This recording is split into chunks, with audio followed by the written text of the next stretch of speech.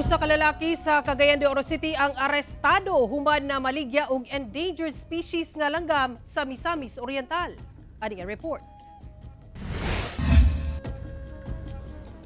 Arestado atol sa gikisang bypass operation sa Misamis Oriental Maritime Police Station ang 37 anyos nga lalaking taga-barangay Kanituan, Cagayan de Oro City human nga maaktuhang na maligya og endangered species nga langgam.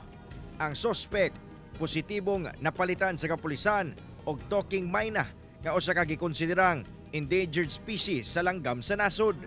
Dugang sa otoridad nga taod-taod na nilang gisubay ang lihok sa mga suspect nga aktibo kuno sa social media.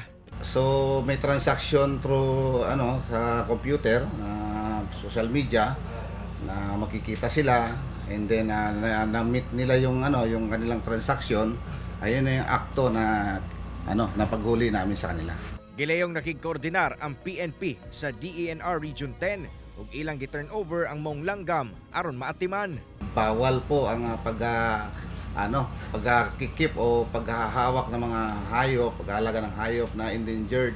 Kailangan meron po tayong permit sa DENR po. Kasong paglapas sa RA 9147 o Philippine Wildlife Resources Conservation and Protection Act ang gipasaka batok suspect kinsa wala na magpa-interview. Nasayran sab nga nagsilbi lamang tig-deliver ang suspect busa maglusad pa sila og mga follow-up operations. At yun ngayon ang ginagawa namin for follow-up investigation, yung manhunt dun sa mga nabanggit niya na personalities. Kauban si Makoy Simpron sa kamera.